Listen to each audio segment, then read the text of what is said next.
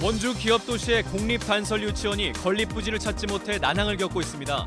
고등학교는 가칭 기업중학교가 개교하는 내년에나 설립이 검토될 예정입니다. 겨우내 축사에 움츠려 했던 한우 300마리가 대관령 초지에 방목됐습니다. 번식력이 우수해지고 사료비도 덜 수 있어 일반 농가로의 보급 방안이 모색되고 있습니다.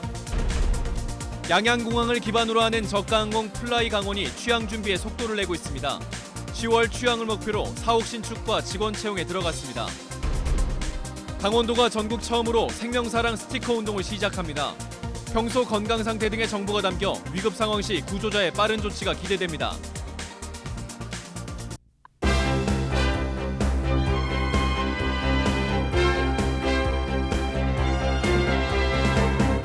안녕하십니까. 뉴스데스크 원주입니다. 원주 기업도시 입주가 4,000세대를 넘었지만 교육시설은 여전히 부족합니다.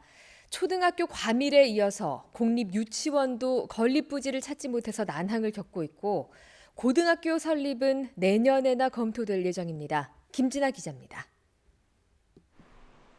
3만 인구가 예상되는 원주 기업도시의 유치원 설립 계획은 병설 6개 학급이 전부입니다. 유치원 부족난을 해소하기 위해 현재 지정중학교 자리에 14개 학급의 공립유치원 설립이 추진됐지만 최근 교육부가 기업도시와 접근성이 떨어진다며 중앙투자심사에서 재검토 결정을 내렸습니다. 교육청은 기업도시 내 모든 부지에 대해 가능성을 열고 검토했지만 적합한 부지를 찾지 못하고 있습니다. 기존 유치원 용지는 면적이 좁아 설립 규모를 반 이상 줄여야 되고 다른 부지는 상업구역 200m 이내나 송전탑에 걸립니다. 결국 규모를 줄여 유치원을 쪼개는 방향으로 검토되고 있습니다. 기업도시 내에서는 7,000평방미터 정도의 부지가 없어서 이 단설 유치원을 소규모로 두 곳이나 세 곳을 나눠서 추진하는 방안도 다각적으로 모색하고 있는데 당초 기업도시 전문 인력 양성을 위해 특성화고 설립이 추진됐던 고등학교도 부지만 획정된 채 아직 설립 계획이 없습니다. 입주민을 중심으로 설립 촉구 탄원서가 돌고 있지만 일반고는 통합구역이 원주시 전체여서 학력 인구 감소에다 기존 학교도 정원을 채우지 못하고 있기 때문입니다.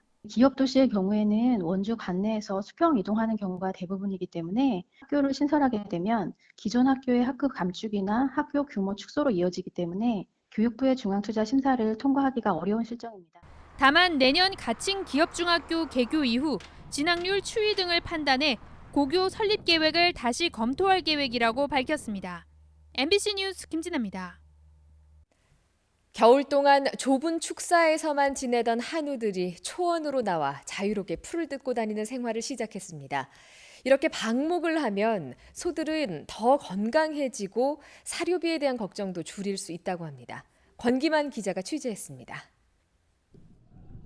강원도 평창군 대관령의 한우 목장. 축사를 벗어난 한우 300마리가 들판을 향해 힘차게 뛰어나갑니다. 드디어 맞이한 해발 800m의 드넓은 초원. 서로 몸싸움을 하고 흙도 파헤치며 지난 겨울 동안 묵혔던 먼지를 털어내고 봄 기운을 만끽합니다. 무엇보다 반가운 건 이제 막 올라오기 시작한 신선한 풀입니다. 소들은 대관령에 첫눈이 내리는 11월까지 약 6개월 동안을 이곳에서 풀을 뜯으며 생활하게 됩니다. 이렇게 방목돼 신선하고 영양소 가득한 풀을 먹고 자라는 한우는 축사에서만 길러지는 것보다 면역력과 번식력 면에서 훨씬 우수합니다. 암소 같은 경우에는 충분한 운동과 일광욕을 통해 가지고 그 면역력이 증강되고 번식률이 약 15% 정도 향상되는 것을 확인하였습니다. 농가 입장에서는 한 마리당 80만 원 가량의 사료비를 아낄 수 있어 경제적입니다. 무기질이 풍부한 생초를 충분히 급여하고 일조량과 운동을 충분히 제공함으로써 사료비와 인건비를 절감하고 하지만 소를 방목해서 키우는 축산 농가는 국내에서는 사실 찾아보기 어려운 상황. 한우연구소는 방목형 축산을 일반 농가에 보급할 수 있는 방안을 고민하고 있습니다. MBC 뉴스 권기만입니다. 양양공항을 기반으로 하는 플라이 강원이 항공기 도입과 사호 건립 등 오는 10월 취항 준비에 속도를 내고 있습니다. 강원도 역시 본격적인 취항에 대비해 출입국 관련 인력과 장비 보강 등 준비 태세를 점검했습니다. 황병춘 기자입니다. 지난 3월 항공운송사업 면허를 취득한 플라이강원이 사옥 신축에 들어갔습니다. 공항에서 7km 떨어진 양양읍 조산리에 지상 2층 규모의 본사 사옥을 건립해 오는 8월 입주할 예정입니다. 빠른 시간 안에 수검 절차를 마무리 짓고 상업 운항을 개시해서 외래 관광객을 강원도에 유치하는 저희 본연의 목적을 달성하기 위해 노력할 것입니다. 지난달 신청한 운항 증명이 9월 말에 끝나면 10월 첫 취항을 위해 객실 승무원 등 직원 채용에 나서고 있습니다. 플라이강원은 올해 항공기 3대를 도입해 10개 도시에 취항하고 오는 2022년까지 항공기 10대와 국내의 취항 도시 31곳을 목표로 하고 있습니다. 플라이강원 취항에 대비한 대책회의도 열렸습니다. 최문순 도지사가 회의를 주재하며 국제노선 취항에 필요한 세관과 출입국 심사, 검역 등 CIQ 상황을 살폈습니다. 여러 가지 어려움이 있더라도 다른 데로 이동하지 않고 여기서 계속 승객들을 실어 나르는 거점 공항이라는 게 중요합니다. 그래서 저희들 목표는 200만 명까지 승객을 늘릴 계획으로. 강원도는 구체적인 교통 대책과 관광 분야 종합 대책은 다음 달에 따로 논의하기로 했습니다. 양양공항을 기반으로 하는 플라이강원의 이륙 준비 사업이 속도를 내고 있습니다. MBC 뉴스 황병철입니다. 교통사고가 났을 때 중상자의 생사를 가르는 중요한 첫 60분을 골든 아워라고 합니다. 강원도가 이렇게 중요한 시간인 골든 아워에 구조대가 환자를 구하는 데 도움이 되는 정보를 담은 생명사랑 스티커 운동을 펼칩니다. 강화길 기자가 보도합니다.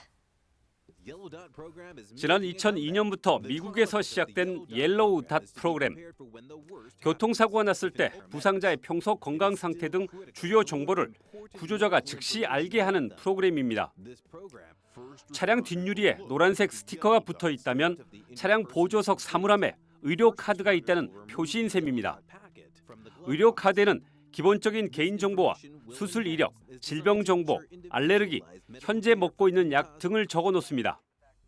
응급구조사들이 이를 확인하고 교통사고 환자의 정보를 빠르게 알아채므로써 위급한 상황에서 적절한 조치를 할 수 있습니다.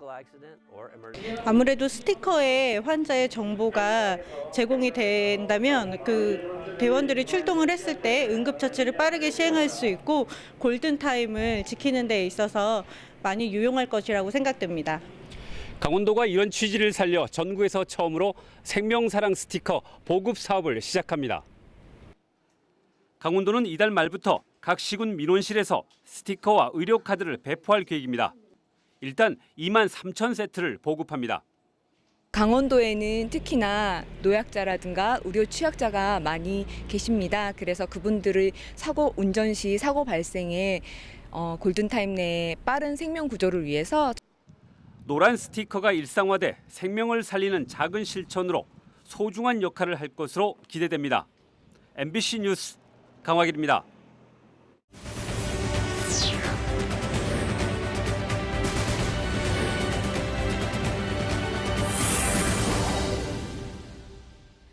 원주 상수원 보호구역 해제를 촉구하는 횡성 지역의 여론이 거세지고 있습니다. 횡성군 각급 단체장 협의회는 다음 달 1일 횡성 군민이 대거 참여하는 대규모 걸기대회를 예고한 데 이어 오늘 원주시장을 면담해 원주의 광역 상수도 확대 등 지난 2015년 횡성군과 체결한 실시협약의 이행을 촉구했습니다. 내일은 한규호 횡성군수가 환경부를 방문해 상수원 보호구역의 해제를 바라는 지역의 여론을 전달할 예정입니다. 원주시가 봉산동 도시재생사업 선정을 위한 세 번째 도전에 나섭니다. 원주시는 오늘 봉산동 행정복지센터에서 도시재생 활성화 계획에 대한 주민설명회를 개최하고 지역 주민과 단체, 사업자 등을 대상으로 기획안에 대한 의견을 수렴한다고 밝혔습니다.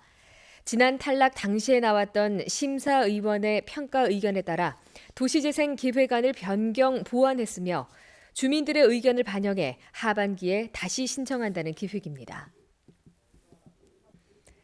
지역 지상파 방송 25곳이 광고 매출 급감에 따른 어려움을 호소하며 정부의 지상파 광고 차별 규제 철폐를 요구했습니다.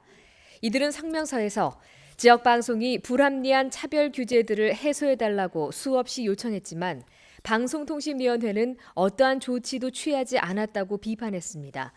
또 지역 MBC의 경우 2011년부터 2017년까지 광고 매출이 53.5%나 하락했다며 중간 광고 금지 등 시대착오적이고 차별적인 광고 규제를 즉시 철폐해달라고 강조했습니다. 남한강 상류 지역 흙탕물 저감을 위한 통합물 관리 상생협의회 실무 분과가 구성돼 오늘 원주지방 환경청에서 회의를 열었습니다. 환경청과 강원도, 평창, 강릉, 정선 지역 공무원과 주민 대표들은 흙탕물 저감을 위한 자발적인 주민 참여 활성화 방안에 대한 사례 발표와 토론을 통해 의견을 나눴습니다. 실무분과위원회는 앞으로 비점 오염 저감 시설 관리 방안과 고랭지밭 관리 방안 등을 종합해 남한강 상류 흙탕물 해결 대책을 마련할 예정입니다. 원주시가 간접 흡연의 피해를 줄이기 위해서 금연 거리를 추가로 지정해서 운영합니다. 원주시는 금연 환경 조성과 간접 흡연 피해 방지 조례에 따라 시민들이 많이 모이는 문화의 거리와 자유시장 앞, 로데오 거리와 시네마 11번가 등 5개 구간을 금연 구역으로 지정했습니다. 해당 구역에는 금연 지도원과 실버 지킴이가 투입돼 계도 활동을 벌이고 오는 8월 14일부터 이곳에서 흡연을 하면 5만 원의 과태료가 부과됩니다. 원주시는 현재 14,588곳의 실내외 금연구역을 운영하고 있지만 적발 건수는 지난해 31건에 그쳤습니다. 영농기 원활한 농업용수 공급을 위해서 다양한 가뭄 대책 사업이 추진되고 있습니다. 횡성군은 올해 3억 원을 들여 대형 안반 관정 3곳을 개발하고 양수시설 설치와 저수지 준설, 수리시설 보수 등을 마쳤습니다. 또 가뭄 상습 지역의 용수원 확보를 위해서 대형 안반 관정 1곳을 개발하고 있습니다. 또 물이 부족한 저수지 2곳에 대해서는 보충 수원을 확보하고 있습니다. 뉴스데스크 원주를 마칩니다. 고맙습니다.